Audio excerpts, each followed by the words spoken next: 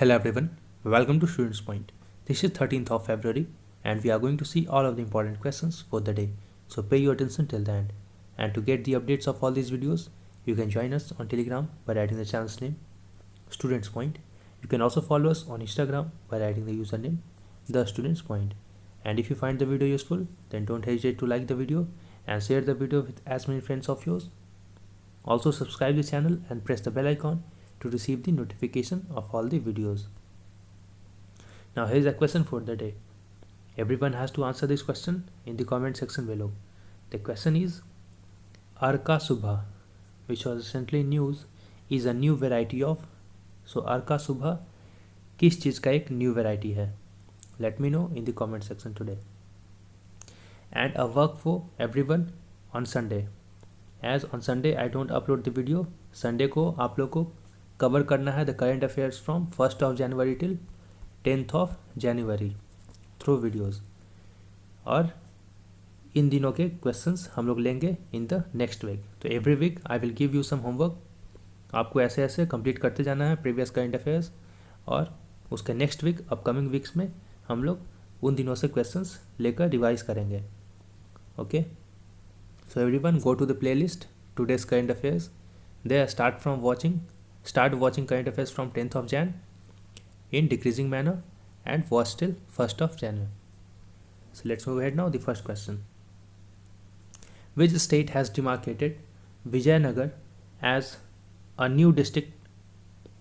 तो विजयनगर एक नया डिस्ट्रिक्ट बन गया है in the state of Karnataka.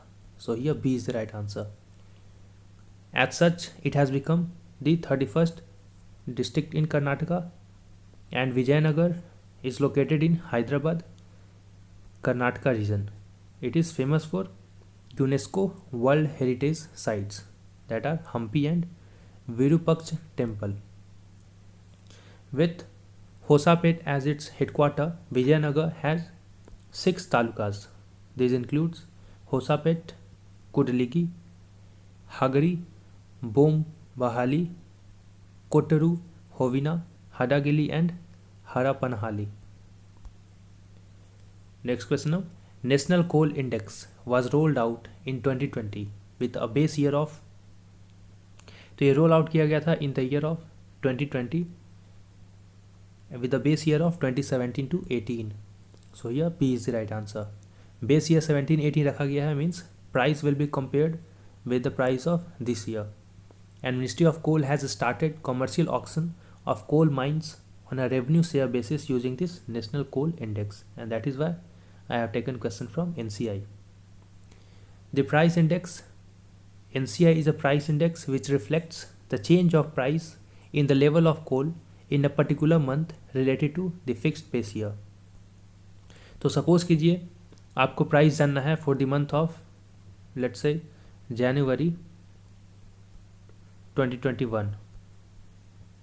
Since ये तो जनवरी 2021 में अगर आपको प्राइस जानना है तो you have to compare the price of January of 17-18. तो ऐसे मंथ टू मंथ बेसिस में हम लोग बेस ईयर से कंपैरिजन करके we can estimate the change in price in the level of coal. NCI is composed of 5 sub-indexes or indices. These 5 sub-indices include 3 indices for non-coking coal and 2 for coking coal. What are coking coal? See, coking coal क्या होता है? वैसे coal which if are burnt at a specified temperature in absence of air.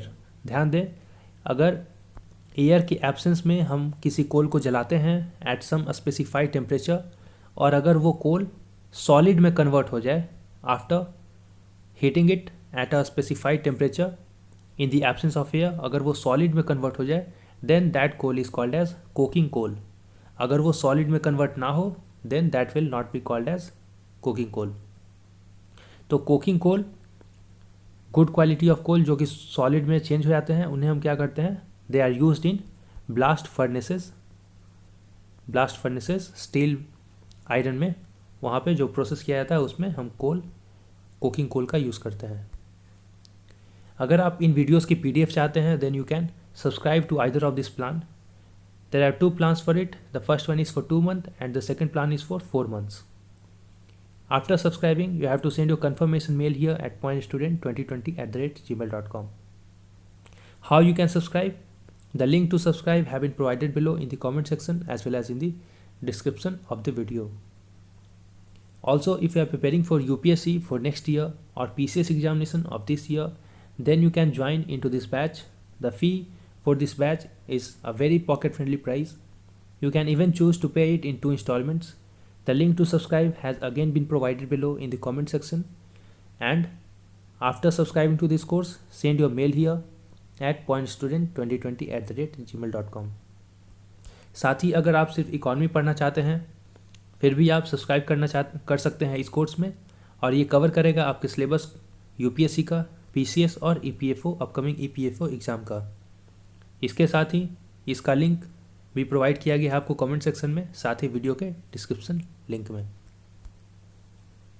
Next question now, NGC 6397 recently news is a और N. तो NGC 6397 actually cluster है, so ये A is the right answer.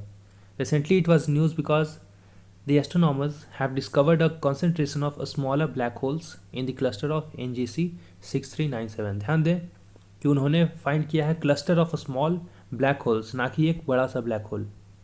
और NGC 6397 cluster is located around 7800 light years away।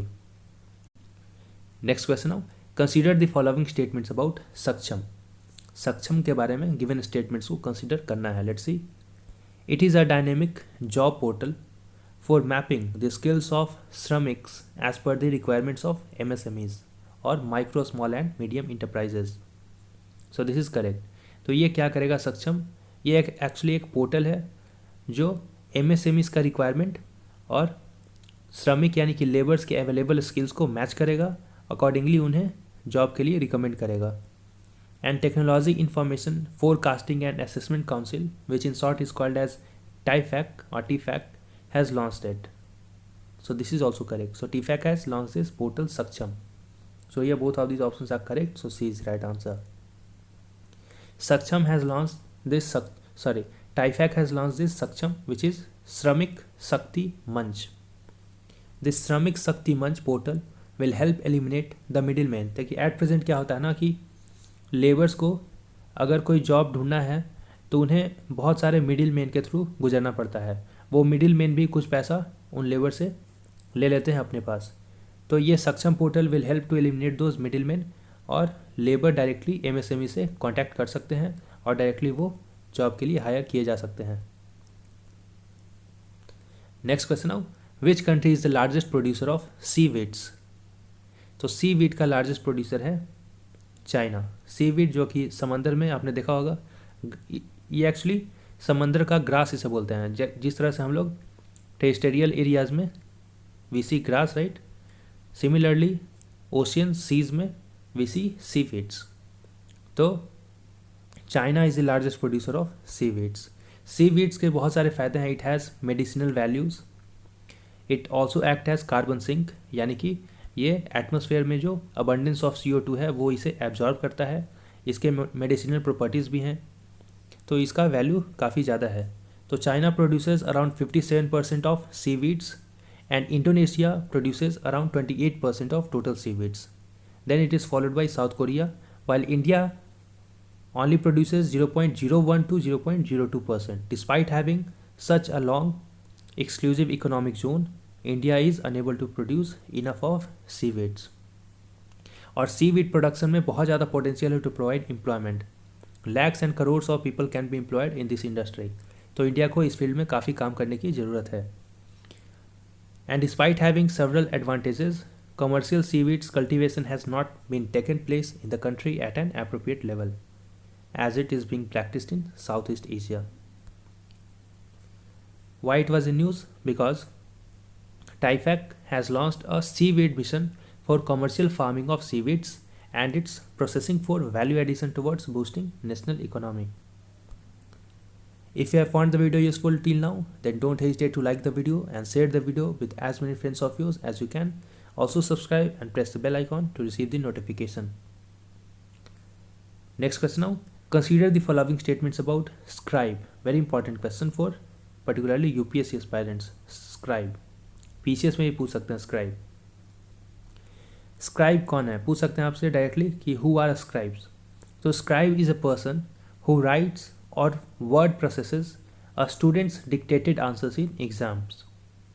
So this is correct. तो होता क्या है, बहुत सारे डिसेबल्ड पर्सनस जो एग्ज़ाम में अपीयर हो रहे हैं, they are unable to write their exam on their own because of their disability.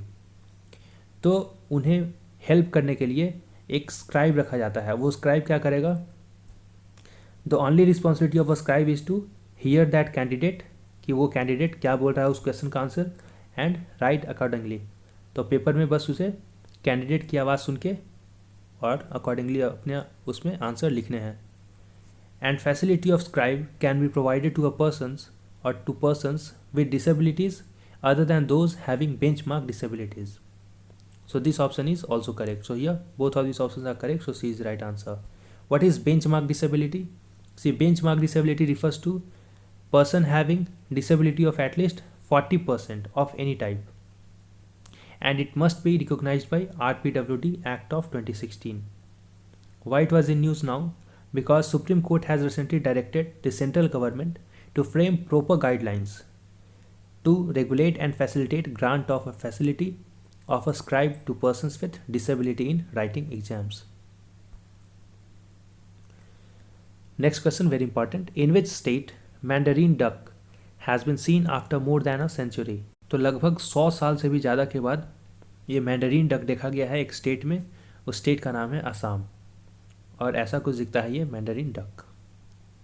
तो मैंडरीन डक, इसका हैबिटाट एक्चुअली है in eastern China and southern Japan, लेकिन ये आसाम में आ गया है बाई एक्सीडेंट।